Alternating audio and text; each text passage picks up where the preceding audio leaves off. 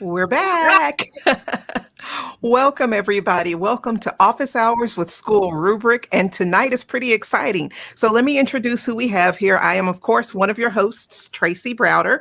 We also have Spencer Sharp, and we have Quinton Browder and Cindy Lugo. And tonight we are talking as parents. So I'm not a teacher. Spencer's not a teacher. Q, Cindy, we are all talking about this school year from the parent perspective. So I'm going to pass the mic real quick and let you guys, well, I kind of just introduced you, but tell us hi. Actually, tell us what grade your kiddos in, and if you were virtual, in person. So kind of set the stage for us. Cindy, take it away. Okay, my name is Cindy Lugo, and my son is in kindergarten, and we were doing virtual. Q, what about you? My name is Quinton Browder. I have one son that was a sophomore in high school, and the other that was a sophomore in college. The high school student was virtual as well.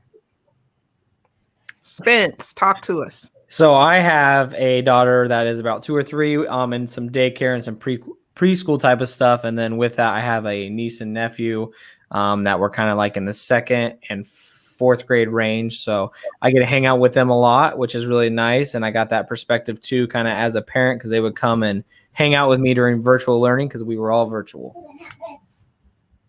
Awesome. And I'm looking at people coming on. I've got goosebumps. We had Elijah's there with his grandparents, and I'm pretty sure that's Elijah from our class, I think, even though I saw the name said Gloria Adams. So confirm that for me. And so hi, everyone who's joining into the conversation.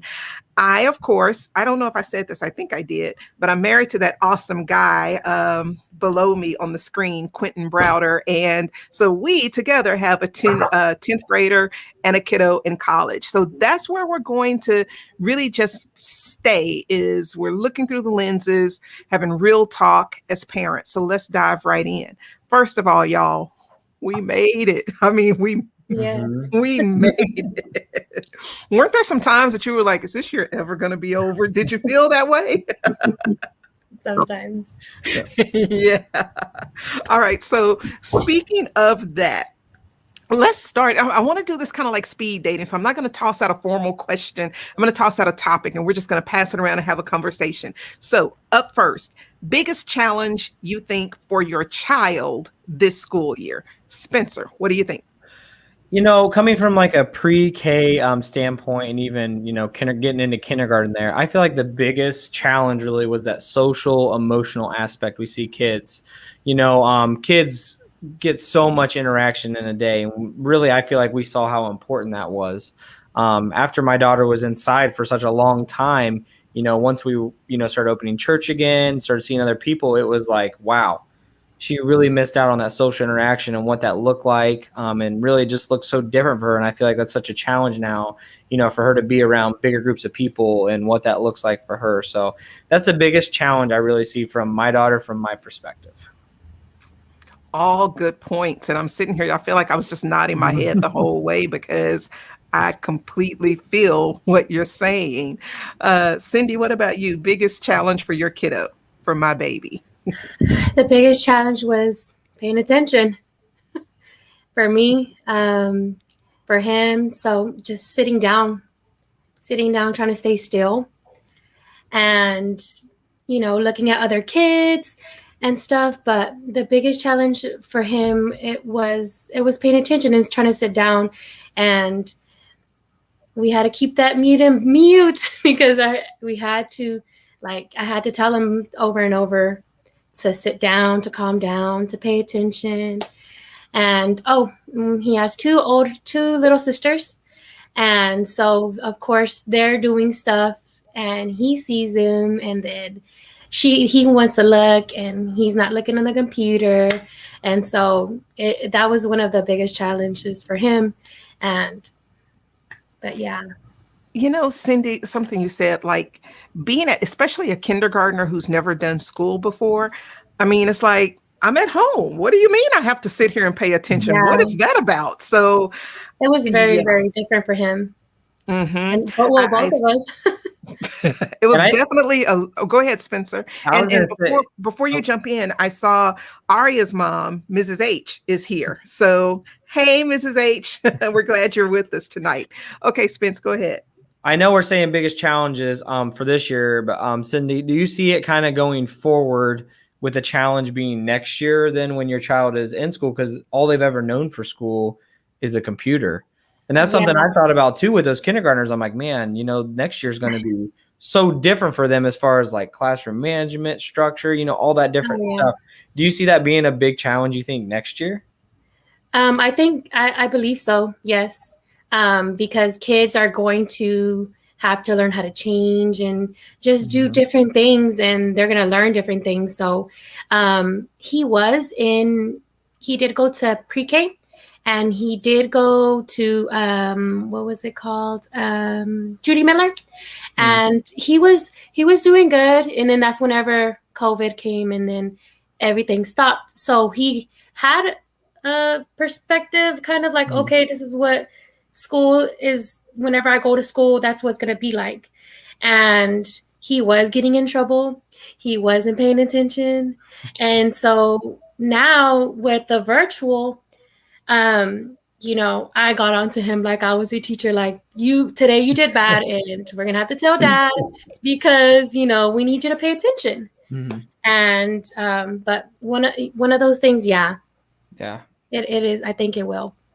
And let's, Quinton, I know we haven't hit you about the biggest challenge for our kiddo, but we were going to talk about that on the back end, about the anticipation. Wow, that's a new word.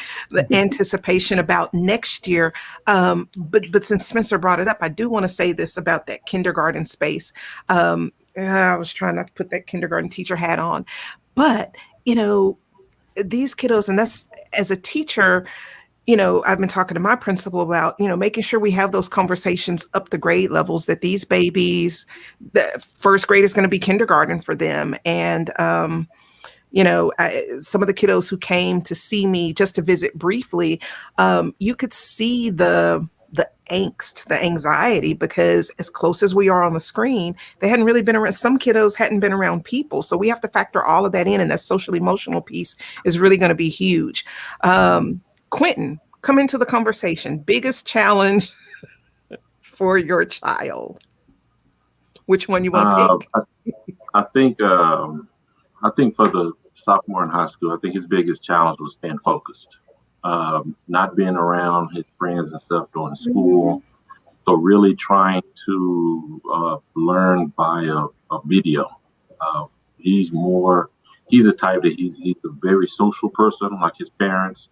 So not being around that and just having to watch videos and answer questions off of that was really boring for him. He's highly gifted. So he has to be challenged, and it wasn't challenging for him. So instead of doing it, he'd be on the computer just staring out into space instead of participating in class. So, it caused us to have to ride him a lot. So that was the biggest challenge that he faced as far as, trying to do virtual school. So I'll jump in, and families and teachers and parents who are watching the show, feel free to share your comments with these same questions, the biggest challenge for your child, or if something's resonating with you. But we'd love to hear, what were your biggest challenges with this school year? And Quinton talked about our youngest. I'll talk about our oldest. He is a college athlete. And I think one of the biggest setbacks for him was being so thirsty to play football, like play another team.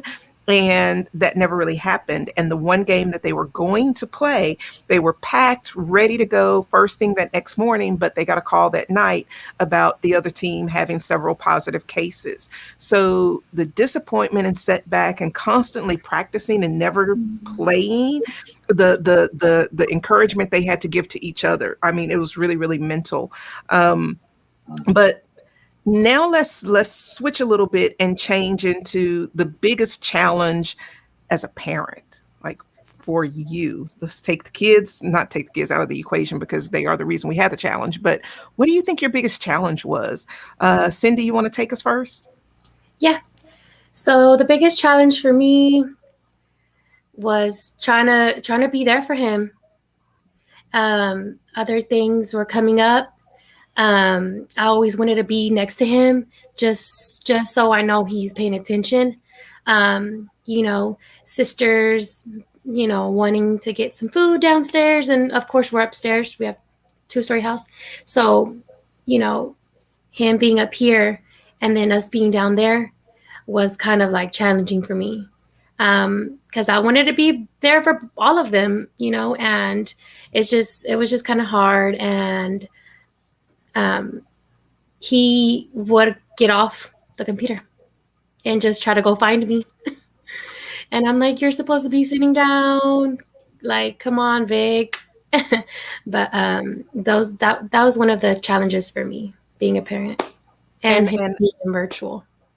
And I will say that you did an amazing job holding him accountable and trying to build in that level of independence in spite of being virtual.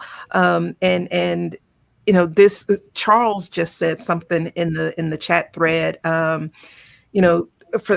thinking Charles was talking about, some teachers who had a hybrid model teaching kiddos on the screen and in the classroom.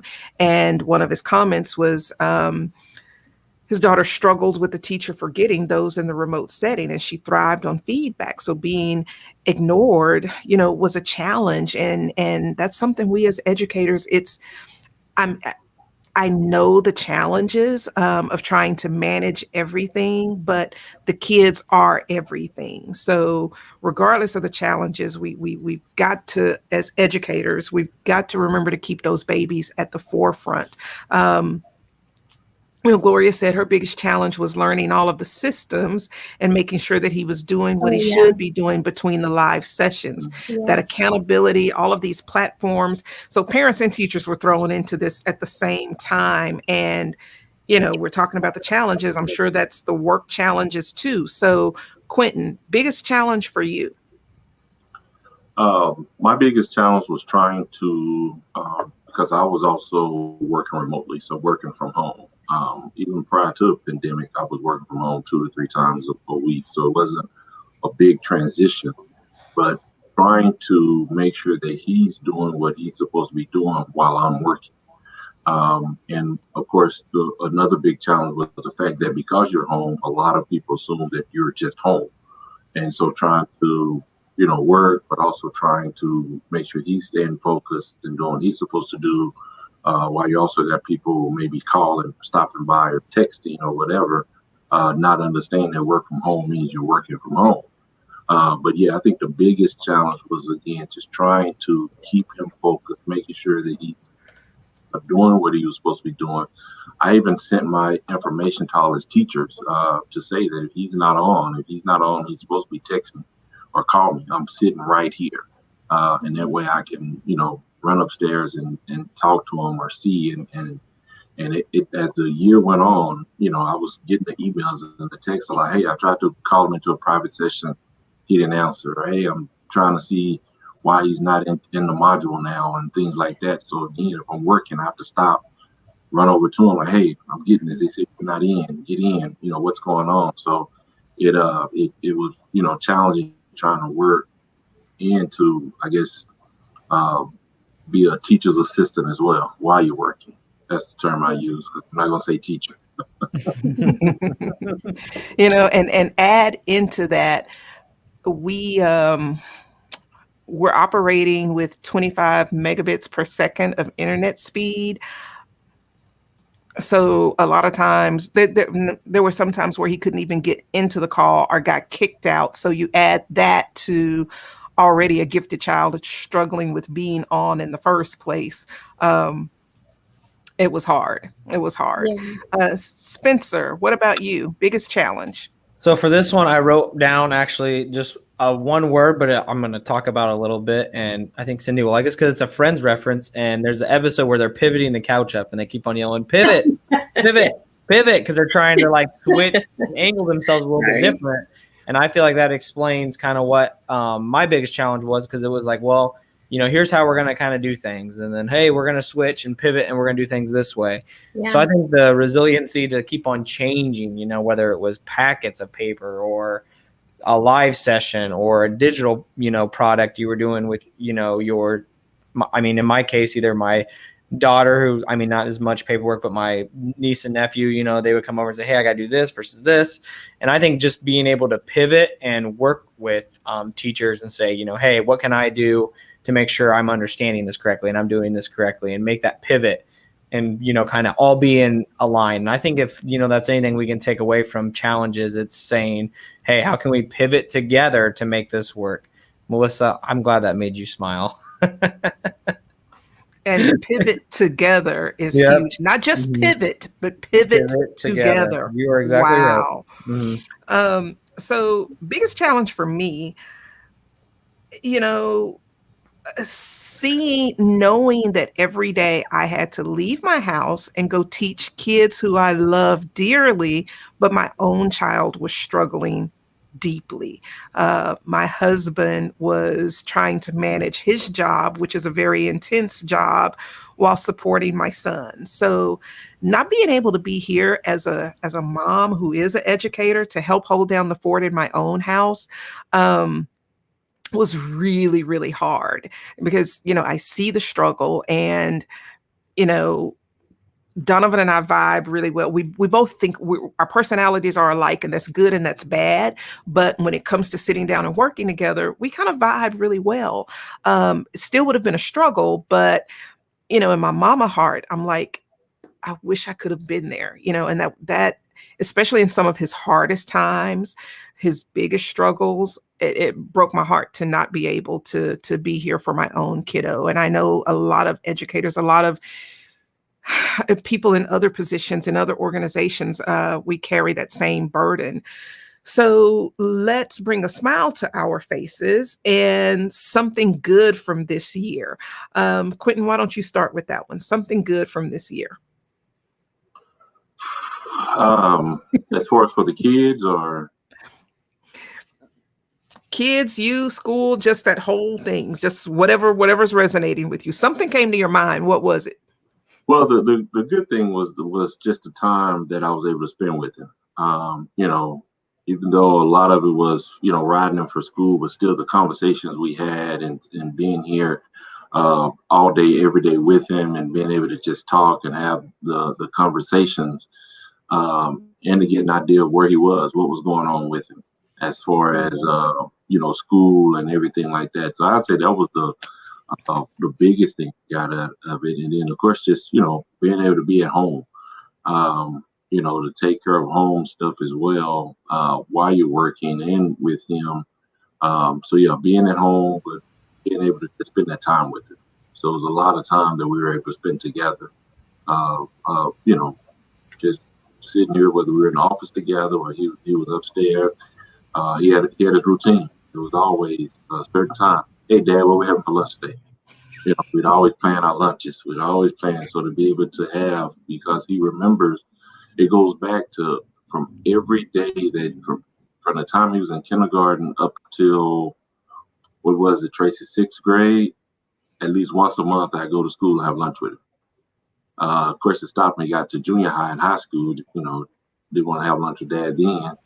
But yeah, every from kindergarten all the way up to 6th grade, once a month, I always took time to go have lunch with him at school, bring him lunch and sit. So for us to still, have lunch this entire year together, every day, was a good thing out of it as well. Mm-hmm. Cool. Cindy, what about you? You said the positive side of it. Yeah, just something good that you feel like came out of the school year. Him meeting new friends, and he wanted to meet all of them and go see them like in person. And then also just being there for him, showing him that if we can't get something right, we do it over again, and we keep trying and we don't give up. Like Ms. Browder always says, and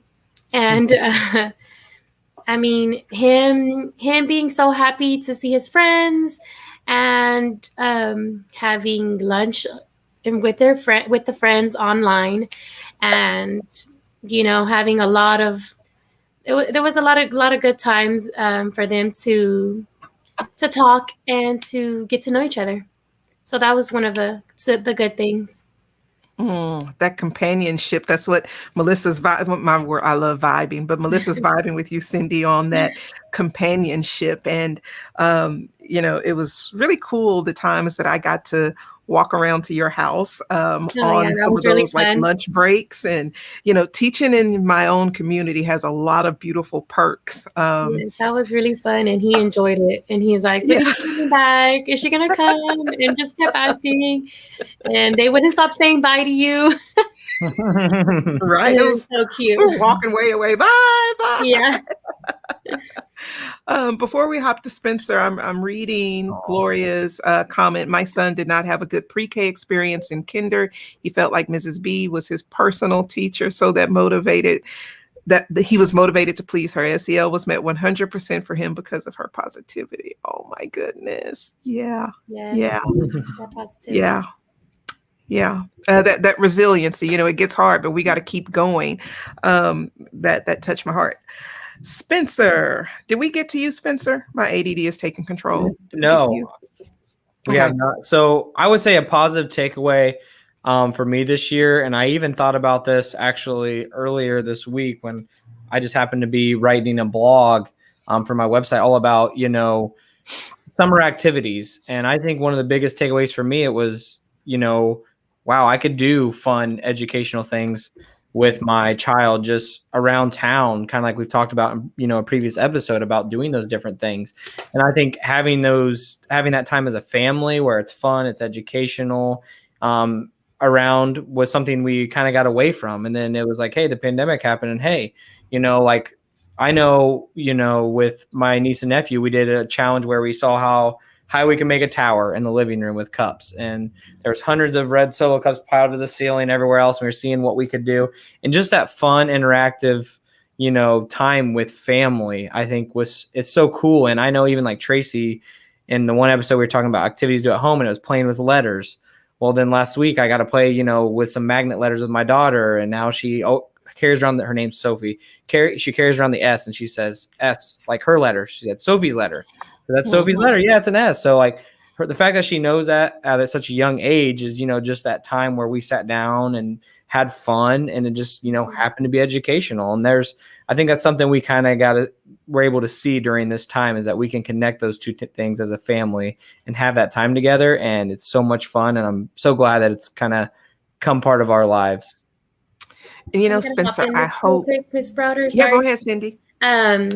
Like the games, like Spencer was saying, Ms. Browder taught us a lot of games, and the kids loved it. Like all the being together, doing it as a family, and that's all the kids want. Mm-hmm. And that was one of the good things too, positive things. That we still do, and he'll come to the room and be like, "Can we play the basketball game?" And we can shoot the letters, and then we try to get it, And I'm like, "Yeah, let's do that. Let's. I want you to, learn and eat." And they don't even know they're learning. So that's the best part. We're just doing so much fun, you don't even realize you're learning. Yeah. Yep. But thank you. Thank you, Cindy. And my parents and kids were so willing, and it's really so much about the relationship. This was one school year that I would say relationships are always important, but relationships were the priority. The academics will come, like you said, you have fun when you're learning, but we had to go the extra mile, do more than we've ever done before to make sure that those relationships were solidified, and that we see that the kids feel seen, the parents feel valued. But getting back on track, the biggest challenge, the biggest high for me, I guess, will probably be, Quinton talked about Donovan, watching our college young man become just that, a man. Some of the things that he experienced that were painful, the things that he experienced that were awesome, the loneliness from all of the protocols in college. I mean, college is supposed to be the best time of your life, but seeing him be resilient, seeing him everything we've done to make sure that we continue to have an open and close and tight relationship, that he was able to share with us, and we were able to be that support, even though that's heavy in a sense. But I'm very, very thankful because I know a lot of kids struggled. I know some people didn't make it through this pandemic. So because of the mental health piece. So, you know, if we can all just take anything away, it's just make sure that we see people, make sure that we're talking to people, and knowing that people are okay, especially kids. We're older. We can, I think we're a little bit more resilient than the younger people. So we got to make sure that we're checking on them. Wow, guys, I knew this was going to go fast, but I didn't know it was going to go this fast. I'm like, we've got more to talk about. So speaking of more to talk about, we can connect deeper on the School Rubric Facebook group, Global Educator Network. If you want to kind of continue the conversation, that's on Facebook. Cindy, thank you from the bottom of my heart. You have been a phenomenal parent this year. Every single one of the parents in my class, I am so blessed. My children were amazing. We are all friends, and we're going to do just fun things in life together. So thank you, Cindy, for taking time out of your summer to be with us. Hubby, I know this was a stretch for you. So thank you for saying yes. I appreciate it. Spence, as always, it is so much fun to hang out with you. Yeah. So guys, the link is there for you to join the Facebook group if you want to have a conversation. We'd love to continue it and hear your voices. Like, we did a lot of talking. Let's hear from you. So let's dive into that a little deeper in the Facebook group. So really hope you hop over there with us. Gosh, can't believe we're out of time. All right, everybody. We will see you in 2 weeks. 2 and 2. Wow, that's remember Love Connection? Chuck Woolery would do 2 and 2. I can't believe I just did that. I really just dated myself. Okay, let's go. I'm gonna miss you, Miss Browder. I know. Guys, thank you for being with us. You see how much warm and fuzzy we are. Okay, yeah, it's really time to go. Can we say cut? Thank you for watching School Rubric on YouTube.